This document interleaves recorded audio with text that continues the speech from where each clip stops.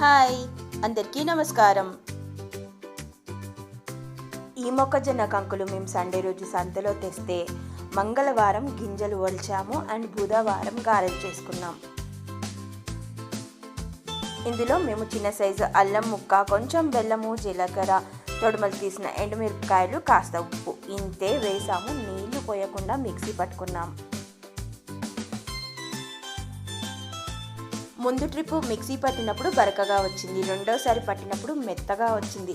తర్వాత గమనించుకొని మొత్తాన్ని మెత్తగా పట్టుకున్నాము మిక్సీలో. మేము ఇంట్లో ఎప్పుడు డీప్ ఫ్రైస్ చేసినా సరే పూరీలు, గారెలు, వడలు లాంటి వాటికి సన్ఫ్లవర్ ఆయిల్ వాడతాం, కానీ రిఫైన్డ్ది కాదు, కోల్డ్ ప్రెస్డ్ సన్ఫ్లవర్ ఆయిలే వాడతాము.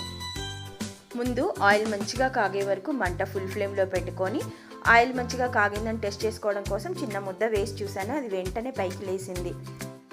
ఇప్పుడు మంట పూర్తిగా సిమ్లో పెట్టుకొని ముద్ద కాస్త చేతిలో తీసుకొని మరీ మందంగా కాకుండా కాస్త పల్చగా చేతిలోనే నొక్కుకొని వేసుకోవాలి. ఇలా ముక్కుడులో పట్టినన్ని గారెలు వేసుకున్న తర్వాత మంట మీడియంలో పెట్టుకొని వేయించుకోవాలి. మొక్కజొన్న కంకితో గారెలు చేసేటప్పుడు కంకి సెలెక్షన్లో ట్రిక్ ఉంటుంది.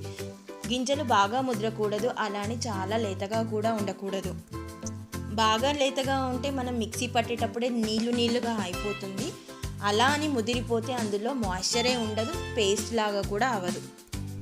చాలా చోట్ల మొక్కజొన్న గింజలు ఒలిచి అమ్ముతారు గారెలు చేసుకోవడం కోసం. ఒక్కోసారి అలా దొరకకపోవచ్చు.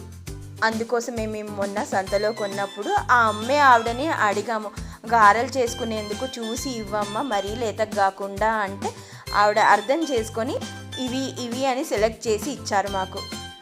ముందు వీడియో స్టార్టింగ్లోనే చెప్పాను కదా, సండే తెచ్చాము, ట్యూస్డే ఒలిచాము, బుధవారం గారెలు వేసాము అని. ఇక్కడ ఎక్కడా కూడా ఫ్రిడ్జ్లో పెట్టాల్సిన పని లేదు, అన్నీ బయటనే. గింజలు ఒలిచాక గాలికి పెట్టాలి. కంకులు కూడా సైజు పెద్దగా ఉన్నాయి. ఈ గింజలు మొత్తం కూడా 6 మొక్కజొన్న కంకుల గింజలు. ఇక్కడ మేము కావాలని సరదాగా చిల్లు పెట్టి వేసాము. ఒక్కొక్కరికి ఒక్కోలాగా నచ్చుతుంది. నాకు చిల్లు లేనివి బాగా నచ్చాయి, చందుకు మాత్రం చిల్లులున్నాయి నచ్చాయి. కారణం అంటే ప్రత్యేకంగా ఏం లేదు, మేబీ లిటిల్ సాఫ్ట్నెస్లో తేడా వచ్చిందేమో, I feel so. Last year చేసినప్పుడు చెప్పాను కదా, అమ్మ చేసిన టేస్ట్కి కుదరకపోయేసరికి డిసప్పాయింట్ అయ్యానని. ఈసారి మాత్రం మళ్ళీ అమ్మకు ఒకసారి ఫోన్ చేసి మళ్ళీ ఒకసారి రీక్యాప్ చేయించుకొని చేశాను. ఒక చిన్న డిఫరెన్స్, అమ్మ ఎల్లిపాయలు వేసింది, నేను వెయ్యలేదు, అంతే. థ్యాంక్ యూ ఫర్ వాచింగ్ అండి. ఇవి కూడా మామిడికాయలు, మొన్న సంతలో తెచ్చిన మామిడికాయలతో పెట్టిన పచ్చడి. Thank you.